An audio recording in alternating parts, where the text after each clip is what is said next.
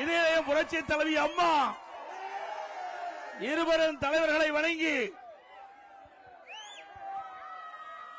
நடைபெறவுள்ள சட்டமன்ற பொதுத் தேர்தலில் ஆர்கே நகர் சட்டமன்ற தொகுதியிலே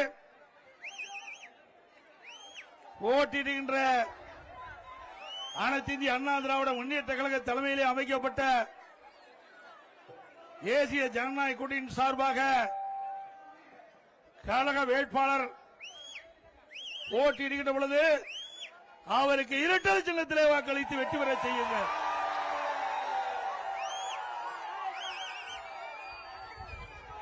நம்முடைய சின்னம் பொன்மனச்செம்மல் புரட்சி தலைவர் எம்ஜிஆர் சின்னம், அம்மாவின் சின்னம், உங்களின் சின்னம், மக்களின் சின்னம், மீனவர்களின் சின்னம், தொழிலாளர்களுடைய சின்னம், வெற்றி சின்னம். வாக்களிப்பீர் இரட்டைக்கு. இந்த சிறப்பான நிகழ்ச்சியை கலந்து கொண்டு சிறப்பித்துக் கொண்டிருக்கின்ற மாவட்ட கழக செயலாளர் மரியாதைக்குரிய சகோதரர் திரு ஆர் ராஜேஷ் அவர்களே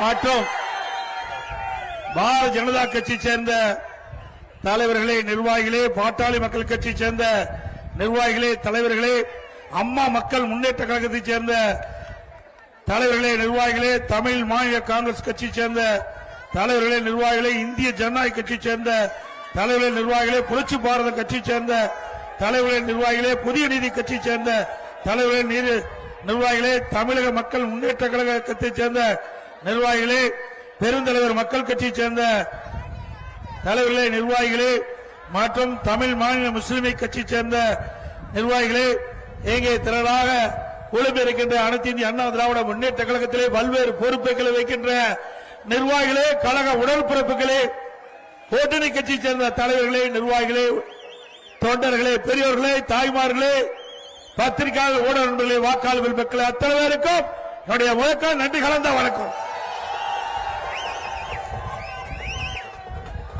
ஆர்கே நகர் சட்டமன்ற தொகுதி அம்மாவுடைய தொகுதியாக இருந்தது.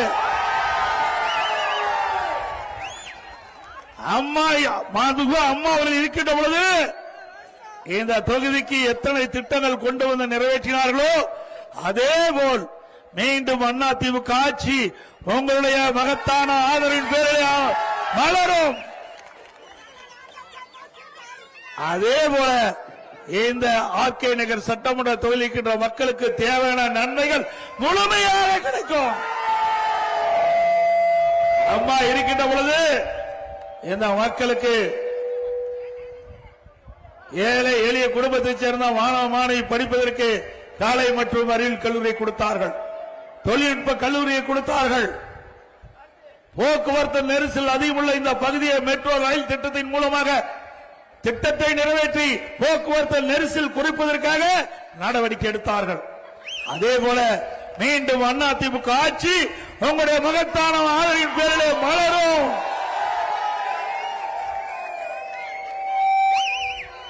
பல்வேறு திட்டங்கள் இந்த தொகுதியிலே தொடரும் என்பதை இந்த நேரத்தில் தெரிவிக்க விரும்புகின்றேன். சிந்திச்சு பாருங்கள், 5 ஆண்டு திராவிட முன்னேற்ற கழக கொடுமையான ஆட்சியே மக்களுக்கு என்ன நன்மை கிடைத்தது? குடும்ப ஆட்சி, வாரிசு அரசியல், அதுதான் 5 ஆண்டு திராவிட முன்னேற்ற கழக ஆட்சியிலே மக்கள் பார்க்கப்பட்டது. இந்த 5 ஆண்டு காலத்திலே இந்த சென்னை மாநகரத்திலும் சரி, தமிழகத்திலும் சரி, ஏதாவது ஒரு பெரிய திட்டமாவது இந்த ஆட்சியிலே கொண்டு வந்திருக்கின்றார்களா? கொண்டாந்திருக்காங்களா? இந்த ஆட்சியிலே பார்ப்பதெல்லாம் கலெக்ஷன், கமிஷன், கரப்ஷன், இதுதான் நாள்தோறும் நடக்குது. எவட கழிப்பறை, அந்த கழிப்பறைக்கு கட்டண வசூல், அதிலேயும் கொள்ளையடிக்கின்ற கட்சி திமுக கட்சி. கேவலம் கழிப்பறை, அதை கூட விட்டு வைக்கல. அப்படிப்பட்ட கட்சி மீண்டும் ஆட்சிக்கு வரணுங்களா? திராவிட முன்னேற்ற கழகம் என்று சொன்னால் ஊழல், ஊழல் என்று சொன்னால் திமுக. இந்தியாவில் பல மாநிலம் இருந்தது, எந்த மாநிலம் ஊழலுக்காக கலைக்கப்படவில்லை. ஆனால் தமிழ்நாட்டில் ஆண்ட திராவிட முன்னேற்ற கழகம் ஊழலுக்காக கலைக்கப்பட்ட ஒரே அரசாங்கம் திமுக அரசாங்கம். அதே போல ஊழலில் ஊற்றுக்கான் திமுக. ஊழல் என்று சொன்னால் திமுக தான் ஞாபகம் வரும். திமுக என்றால் ஊழல் தான் ஞாபகம் வரும். அப்படிப்பட்ட ஊழல் நிறைந்த கட்சி மீண்டும் தமிழகத்திலே ஆள வேண்டுமா? திரு ஸ்டாலினுடைய நோக்கம் என்ன? திரு கருணாநிதி அவர்கள் முதலமைச்சர் காலத்தில் திரு ஸ்டாலினை அறிமுகப்படுத்தி எம்எல்ஏ ஆக்கி, அமைச்சராக்கி, துணை முதலமைச்சராக்கி, அந்த கட்சிக்கு செயல் தலைவராக்கி, பிறகு தலைவராக்கினார். அதே போல திரு கருணாநிதி அவர்கள் என்ன எப்படி தொடர்ந்தாரோ அந்த கட்சியிலும் சரி, ஆட்சியிலும் சரி, இன்றைய முதலமைச்சர் ஸ்டாலின் அவர்களும் தனக்கு பின்னால் தன் குடும்பத்தை சேர்ந்தவர்கள், அது ஆண் வாரிசுகள், அவர்கள்தான் திமுக கட்சிக்கு தலைவர் ஆக வேண்டும் என்ற நோக்கத்தோடு உதயநிதி அவர்களை இன்றைக்கு அறிமுகம் செய்து சட்டமன்ற உறுப்பினர் ஆக்கினார். பிறகு அமைச்சர் ஆக்கினார். இப்பொழுது துணை முதலமைச்சர் ஆக்கியிருக்கிறார். திமுக கட்சிக்கு மாநில திமுக இளைஞரணி செயலர் ஆக்கியிருக்கிறார். அந்த கட்சியில இளைஞரே இல்லையா? திமுக குடும்பத்தை சேர்ந்ததான் இளைஞரா? சிந்திச்சு பாருங்க. திரு ஸ்டாலின் திமுக கட்சியுடைய தலைவர், திரு உதயநிதி அந்த கட்சியுடைய இளைஞருடைய மாநில செயலாளர், திருமதி கனிமொழி துணை பொதுச் செயலாளர். இப்படி குடும்பத்தில் இருக்கின்றவர்கள் தான் அதிகாரத்தில் இருக்க வேண்டும், ஆட்சியிலும் இருக்க வேண்டும், கட்சியிலும் உயர்ந்த பதவியில் இருக்க வேண்டும். அண்ணா திமுக அப்படி அல்ல, ஜனநாயகம் உள்ள ஒரு கட்சி, ஜனநாயகம் உள்ள ஒரு கட்சி. இன்றைக்கு திமுகவில் எவ்வளவுதான் பாடுபட்டு உழைத்தாலும் அவர்களுக்கு அங்கீகாரம் கிடையாது. அண்ணா திமுகவை பொறுத்த வரைக்கும் இதே புரட்சி தலைவி அம்மா அவர்கள் சட்டமன்றத்திலே தெரிவித்தார், எனக்கு பின்னாலும் அனைத்து இந்திய அண்ணா திராவிட முன்னேற்றங்களும் 100 ஆண்டு தொடரும். இன்றைக்கு அம்மா அவர்கள் மறைந்த பிறகு இந்த கட்சி உடைந்து விடும், இந்த கட்சியை முடக்கி விடலாம், வழக்கு போட்டு தடுத்து விடலாம் என்று சில பி டீமை ஏற்படுத்தி எவ்வளவு முயற்சி செய்தார்கள். இங்க இருக்கின்ற மக்கள் தொழிலோடு, கழக உடன்பிறப்புகள், நிர்வாகிகளோடு அதையெல்லாம் தூள் தூளாக உடைத்து நொறுக்கப்பட்டது. எவ்வளவு பிரச்சனை, கொஞ்ச நெஞ்ச பிரச்சனையா? உட்கட்சியிலே பிரச்சனையை தூண்டிவிட்டு இப்பொழுது போயிருக்கிற பாத்தீங்களா, உண்மையான முகம் வெளியே வந்துட்டது இல்ல, பூனைக்குட்டி வெளியில வந்துட்டது.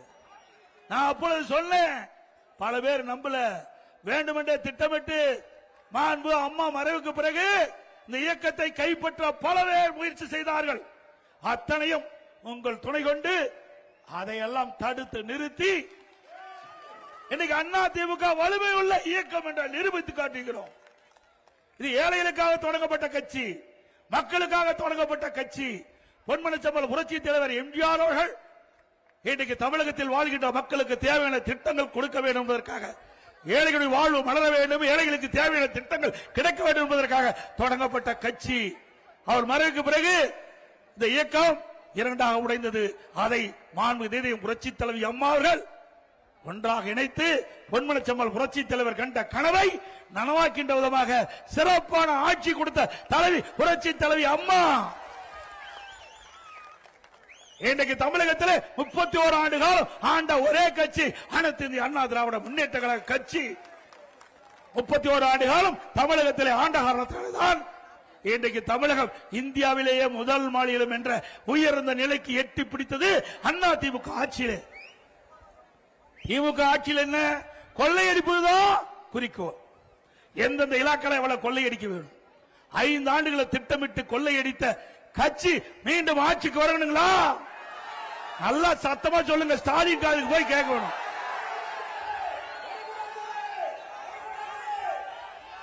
அண்ணா திமுக ஆட்சியில போக்குவரத்து நெரிசல் குறைப்பதற்காக மிகப்பெரிய திட்டம், மத்திய அரசோடு இணக்கமாக இருந்து சுமார் 63,000 கோடி ஒரே திட்டத்திற்கு அனுமதி பெற்று மத்தியில் இருக்கின்ற உள்துறை அமைச்சர் சென்னைக்கு வரவழைத்து அடிக்கல் நாட்டப்பட்ட அரசாங்கம் அண்ணா திமுக அரசாங்கம்.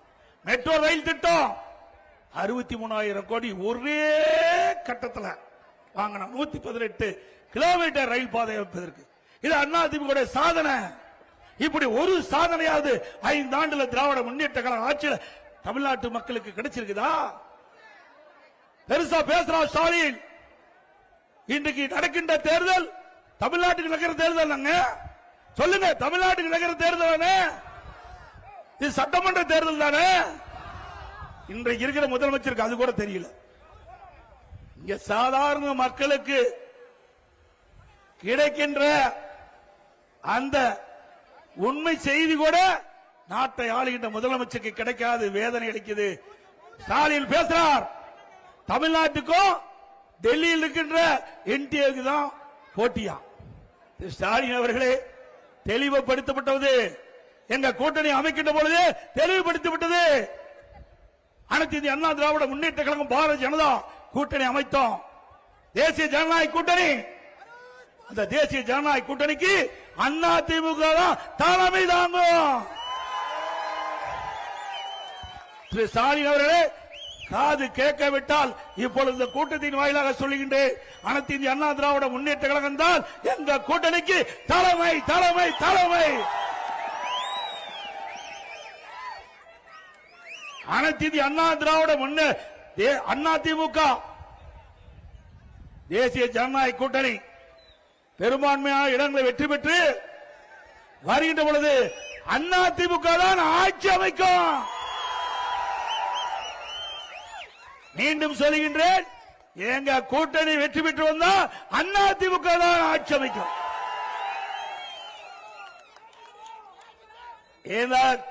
அனைத்து இந்திய அண்ணா திராவிட முன்னேற்ற கழகம் பாரதிய ஜனதா தேசிய ஜனநாயக கூட்டணிக்கு தலைமை தாங்குகின்ற அதிமுக அதனுடைய முதலமைச்சர் வேட்பாளர் இபிஎஸ். நான் சொல்லவில்லை, நான் சொல்லல. எங்க கூட்டணியில் அங்கம் வைக்கின்ற பாரதிய ஜனதா கட்சி முதலாக கூட்டணி பேச்சுவார்த்தை நடைபெற்று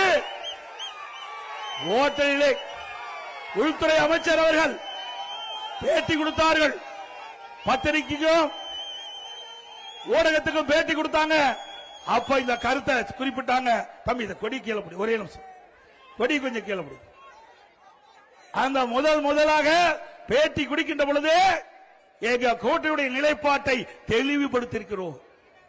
ஸ்டாலினால அதிமுக மீது எந்த குறையும் சொல்ல முடியல. அதிமுக மடியிலே பலம் இல்ல, மடியிலே கனம் இல்ல, வழியிலே பயம் இல்ல. அதனால எங்களை குறை சொல்ல முடியல. அதனால எடப்பாடி பழனிசாமி பாரதிய ஜனதாவுக்கு அடிமை. எடப்பாடி பழனிசாமி டெல்லிக்கு போறாரு. டெல்லிக்கு போனா உனக்கு என்னையா பயம்? டெல்லிக்கு போனாவே ஸ்டாலினுக்கு அதருது, தோல்வி பயம் வந்துட்டது. நான் முதலாக கூட்டணி அமைச்ச பிறகு நம்முடைய தேர்தல் பயணத்தை, தேர்தல் பிரச்சார பயணத்தை மயிலாப்பூர்ல தொடங்கணும். தற்போது அந்த கூட்டத்தில் பேசணும்னா அடுத்த நாள் 3 அமைச்சர் பதில் கொடுக்கிறாங்க. 3 அமைச்சர் பதில் கொடுக்கிறாங்க. அப்படின்னா திரு ஸ்டாலின் அவர்களுக்கு தேர்தல் பயம் வந்து விட்டது. திரு ஸ்டாலின் அவர்களே, மக்கள் செல்வாக்கு இழந்து விட்டீர்கள். மக்கள் செல்வாக்கு இழந்து விட்டீர்கள். உங்களுக்கு தேர்தல் ஜுரம் வந்து விட்டது. அதனாலதான் என்ன பேசுவது என்றே தெரியாமல் பேசிக் கொண்டு இருக்கின்ற கட்சி திமுக கட்சி.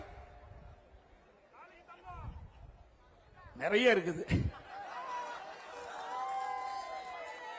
சிந்திச்சு பாருங்க. ஒரு நான்லாம் இங்கிருந்து இங்க வந்தவன்.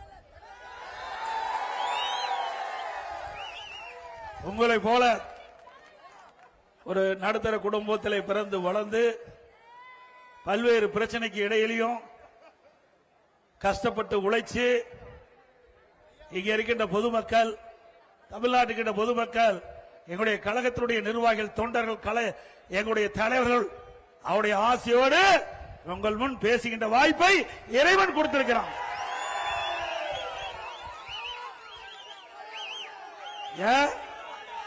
கருணாநிதி குடும்பம் மட்டும்தான் ஆட்சி அதிகாரத்தில் இருக்க வேணுமா? ஏன் இங்க இருக்கிற ராமசாமி, குப்புசாமி, சின்னசாமி அதிகாரத்துக்கு வந்தா மக்கள் ஏற்றுக்கொள்ள மாட்டார்களா? இது என்ன வாரிசு அரசியலா? என்ன ராஜா பரம்பரையா, அரசு பரம்பரையா? அந்த குடும்பத்தை சேர்ந்தவர் தான் ஆட்சிக்கு வர வேணுமா? திரு ஸ்டாலின் அவர்களே, இந்த தேர்தலோடு திரு கருணாநிதி குடும்பத்திற்கு முற்றுப்புள்ளி வைக்கின்ற தேர்தல். இனி தமிழகத்தை ஆளக்கூடியவர்கள் சாதாரண குடிமகன் தான் தமிழகத்தை ஆள முடியும். அதற்கு நீங்கள் துணை நிற்பீங்களா? அவர்கள் கனவு கண்டு கொண்டிருக்கிறார்கள். திராவிட முன்னேற்ற கழகம் திரு கருணாநிதி குடும்பத்தில் பிறந்தவர்கள் தான் ஆட்சி அதிகாரத்துக்கு வர வேண்டும் என்று எண்ணிக்கொண்டிருக்கின்ற கனவை தகர்த்தறிவீர்களா? இன்றைக்கு தமிழகத்திலே 4 அதிகார மையங்கள் ஆண்டு கொண்டிருக்கின்றன. தமிழகத்தை ஆட்டி படுத்துக் கொண்டிருக்கின்றது. ஒன்று ஸ்டாலின் அவர்கள், 2 உதயநிதி அவர்கள், 3வது திரு சபரீசன், 4வது திரு ஸ்டாலினுடைய மனைவி அவர்கள். 4 அதிகார மையங்கள் இந்த நாட்டிற்கு தேவையா? நடைபெறுகின்ற சட்டமன்ற பொதுத் தேர்தலில் மக்களோட ஆட்சி அகற்ற வேண்டும் என்ற அடிப்படையிலே அதிமுக தலைமையிலே மிகப்பெரிய கூட்டணி அமைச்சிருக்கின்றோம். நம்முடைய கூட்டணி கட்சி சேர்ந்த தலைவர்கள் எல்லாம் மக்களுக்கு உழைக்கின்றவர்கள், மக்களுடைய பிரச்சனையை தைரியமாக எடுத்து சொல்லுகின்றவர்கள், மக்களுடைய பிரச்சனைக்காக குரல் கொடுக்கின்றவர்கள், அதை தீர்க்க கூட பாடுபடுகின்றவர்கள். அப்படிப்பட்ட கட்சி தலைவரோடு தான் நாம் கூட்டணி அமைத்திருக்கின்றோம். ஆனால் திராவிட முன்னேற்ற கழகம் தலைமையிலே அமைக்கப்பட்ட கூட்டணி வெற்றி கூட்டணி. உண்மைதானே? ஸ்டாலின் எப்பொழுது பேசினாலும் குறிப்பிடுகிறார், எங்கள் கூட்டணி வலிமையான கூட்டணி, எங்கள் கூட்டணி 10 ஆண்டு காலம் தொடர்ந்து நீடித்துக் கொண்டிருக்கிறது என்று. ஆமா, ஜால்ரா போட்டுட்டு இருக்காங்க. என்ன பண்றது? இன்னைக்கு ஒரு நாளாவது சட்டமன்றத்தில் மக்களுடைய பிரச்சனையை திமுக தலைமையில் இருக்கின்ற கூட்டணி கட்சிகள் பிரச்சனையை இந்த அரசாங்கத்துடைய கவனத்துக்கு கொண்டு வந்தாங்களா? இல்ல.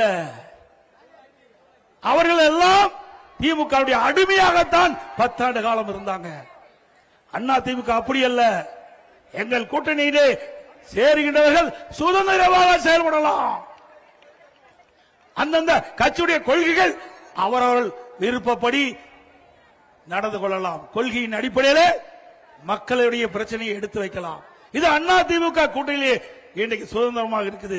திமுக கூட்டணி அப்படி இல்ல.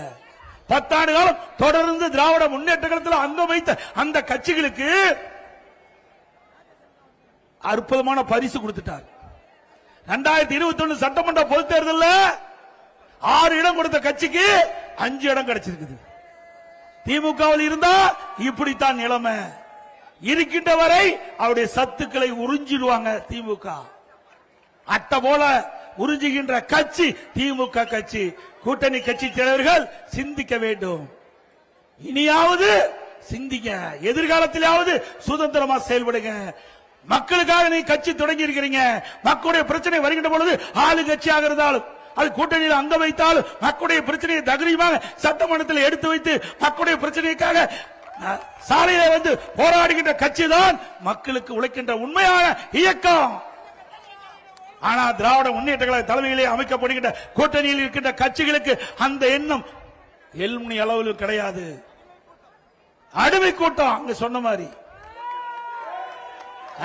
வருகின்ற சட்டமன்ற பொதுத் தேர்தலை பொறுத்த வரைக்கும் திரு ஸ்டாலின் அவர்கள் எப்படியாவது தன்னுடைய மகனை முதலமைச்சராக்க வேண்டும். தன்னுடைய மகன் உதயநிதி அவர்களை முதலமைச்சராக்க வேண்டும். அதுதான் இப்ப அவருடைய எண்ணமாக இருக்கின்றது. எப்படியாவது தமிழ்நாட்டுக்கின்ற சின்ன சின்ன கட்சிகள் எல்லாம் சேர்த்து அங்க சட்டமன்ற தேர்தலில் அதிக இடங்களை பெற்று திமுக ஆட்சிக்கு வருகின்ற பொழுது உதயநிதி ஸ்டாலின் அவர்கள் தான் முதலமைச்சராக வருவதற்கு இன்றைய முதலமைச்சர் முயற்சி செய்து கொண்டிருக்கிறார். அதற்கு மக்கள் அனுமதிப்பீங்களா? திரு ஸ்டாலின் அவர்களே, நீங்க எவ்வளவுதான் குட்டிக்கரணம் போட்டாலும் இன்னைக்கு தமிழ்நாடு மக்கள் நம்ப போவதில்லை. இன்றைக்கு திராவிட முன்னேற்ற கழகம் 2021 சட்டமன்ற பொதுத் தேர்தல் சுமார் 525 அறிவிப்புகள் வெளியிட்டீங்க. இதுவரை 1/4 அறிவிப்பு தான் நிறைவேற்றிருக்கிறீங்க. எஞ்சிய அறிவிப்புகள் அத்தனையோ வெற்று அறிவிப்பாகிவிட்டது. மக்கள் புரிந்து கொண்டார்கள். உங்களுடைய முகம் மக்களுக்கு தெரிந்துவிட்டது. வருகின்ற சட்டமன்ற பொதுத் தேர்தலில் திராவிட முன்னேற்ற கழக தலைமையில் அமைக்கப்பட்ட கூட்டணி மிகப்பெரிய படு தோல்வி அடைவது உறுதி. மக்கள் அவரால் ஆட்சி அகற்றப்பட நீங்கள் துணை நிற்பீர்களா?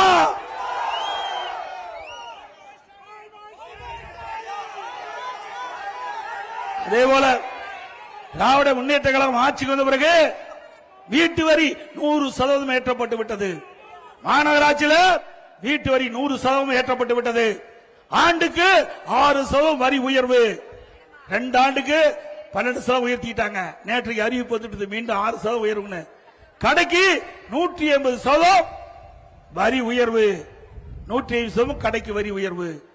குப்பைக்கு வரி போட்டது ஒரே அரசாங்கம் திமுக அரசாங்கம். குப்பை கூட விட்டு வைக்கல.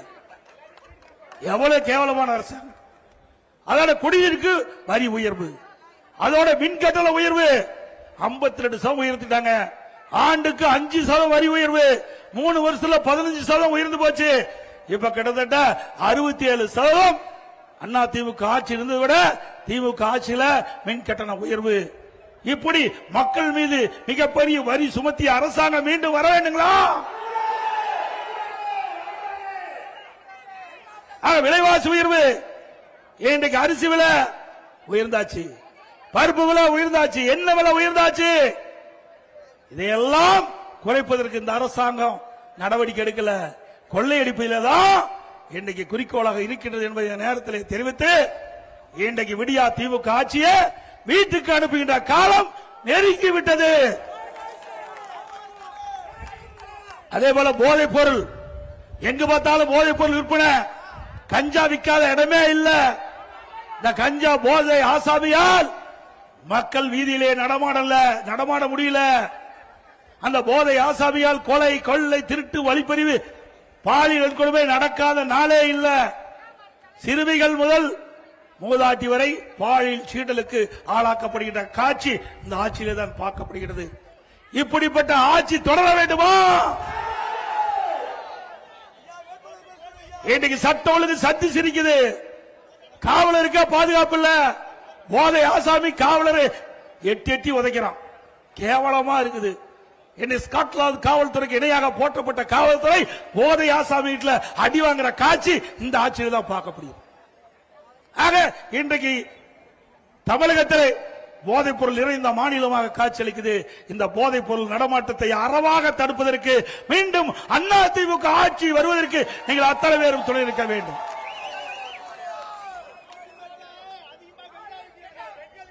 அதே போல கஞ்சா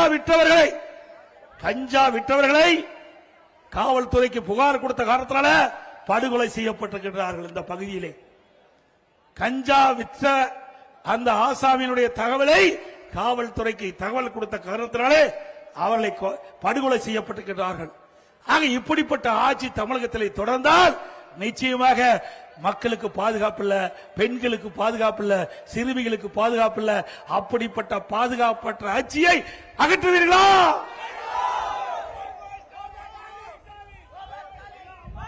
அதோட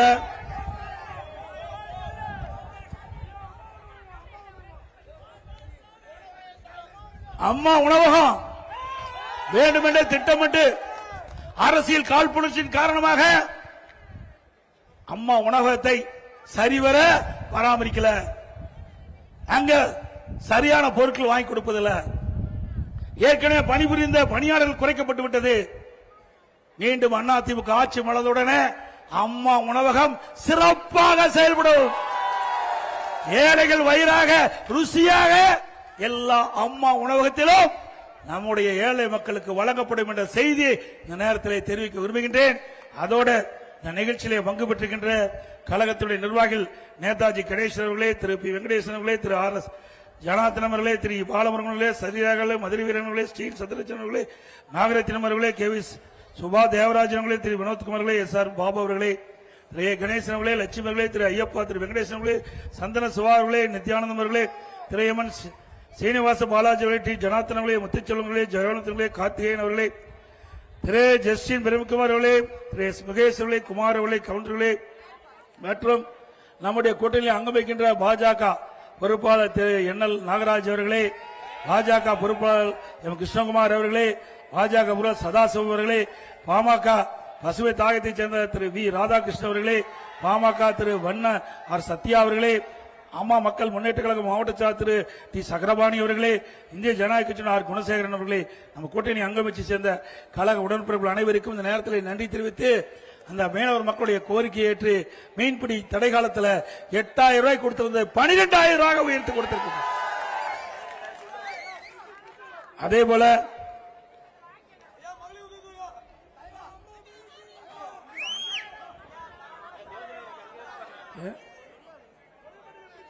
அதே போல இந்த ஆட்சியில விலைவாசி உயர்வு மற்றும் வரிகள் உயர்வால் மக்கள் பாதிக்கப்பட்டிருக்கிறாங்க. அந்த பாதிப்பிலிருந்து மீட்டெடுக்க ஒவ்வொரு குடும்பத்திற்கும் ஒவ்வொரு குடும்ப அட்டைக்கும் 10,000 ரூபாய் அதிமுக ஆட்சி வழங்கப்படும். இன்றைக்கு 1000 ரூபாய் உரிமை தொகை வழங்கிக் கொண்டிருக்கின்றதை இனி குடும்ப அட்டையில் இருக்கின்ற குடும்ப தலைவியின் வங்கி கணக்கில் 2,000 ரூபாய் மாதந்தோறும் வழங்கப்படும். அதே போல அம்மா இருசக்கர வாகனம் 5 லட்சம் பேருக்கு தெரியும். 5 லட்சம் பெண்களுக்கு அம்மா இருசக்கர வாகனம். ஒவ்வொரு அம்மா இருசக்கர வாகனத்துக்கு 25,000 ரூபாய். அதே போல எல்லா குடும்பத்திற்கும் 3 கேஸ் சிலிண்டர் மானியமாக வழங்கப்படும். அதே போல நகர பேருந்துல பெண்கள் கட்டணம் இல்லாம பயணம் செய்யறாங்க. இனிமேல் ஆண்களும் கட்டணம் இல்லாம பயணம் செய்யலாம். படித்த இளைஞர்கள் வேலைவாய்ப்பு அலுவலகத்திலே பதிவு செய்யப்பட்டிருந்தா அவளுக்கு மாதந்தோறும் 2,000 ரூபாய் கிடைக்கப்படும். வேலை கிடைக்கின்ற வரை, அதுவரை +2 வரைக்கும் படிச்சிருந்தா 1000 ரூபாய் கிடைக்கும். ஆட்டோ ஓட்டுநர்கள் அந்த ஆட்டோ சங்கத்திலே பதிவு செய்யப்பட்டு புதிய ஆட்டோ வாங்கினா 75,000 ரூபாய் மானியம் கிடைக்கும். ஒவ்வொரு பொங்கல் என்றும் அந்த பொங்கல் தொகுப்போடு 1000 ரூபாய் வழங்கப்படும். பெண்களுக்கு தீபாவளி என்று அருமையான பட்டுப்புடவை வழங்கப்படும். அதே போல இன்றைக்கு நகரத்தில் நடைபாதை ஓரமாக களை வைத்திருக்கின்றவர்கள் கூட்டுறவு சங்கத்திலே வாங்கிய கடன் முழுவதும் தள்ளுபடி செய்யப்படும். நடைபாதையிலே ஓரமாக கடை வைத்திருக்கின்றவர்களுக்கு 2 லட்சம் ரூபாய் வரை எந்தவித முன்தொகையும் இல்லாமல் ஜாமீனும் இல்லாமல் வழங்கப்படும். அதோட மீன் பிடிக்கின்ற போது அந்த ஆழ்கடலில் சென்று அந்த தொழில் ஈடுபடுகின்ற மீனவர்கள் ஏதாவது இருந்தால் அவர்கள் குடும்பத்துக்கு 25 லட்சம் ரூபாய் வழங்கப்படும். அதோட மீன்பிடி தொழில் ஈடுபட்டுகின்ற மீனவர் அனைவருக்கும் இன்சூரன்ஸ் செய்து கொடுக்கப்படும்.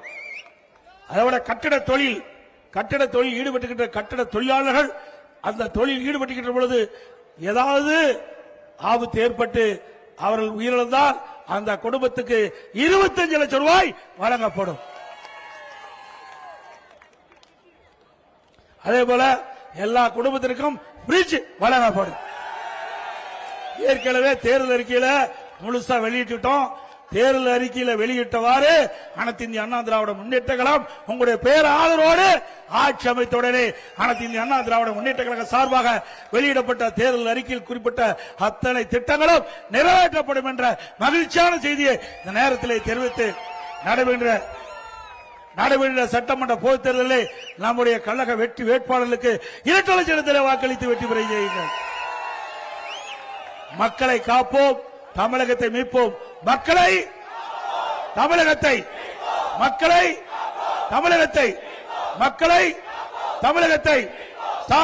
ஸ்டாலின் மாடல் அரசு, ஃபெயிலியர் மாடல் அரசு. Bye bye Stalin. மிக சிறப்பாக எழுச்சியாக இந்த தேர்தல் பிரச்சார கூட்ட நிகழ்ச்சியை ஏற்பாடு செய்த அருமை சகோதரர் ராஜேஷ் அவர்களுக்கும் அவரோடு இணைந்து பணியாற்றிய பகுதி கழக செயலாளர், வட்ட கழக செயலாளர், கழகத்திலே பல்வேறு பொறுப்பில் நிர்வாகிகள், நம்ம கூட்டணி கட்சி சேர்ந்த தலைவர்கள், நிர்வாகிகள், தொண்டர்கள், வருகின்ற அத்தனை வாக்காளர் பெருமக்களுக்கும் நன்றி நன்றி நன்றி. வணக்கம்.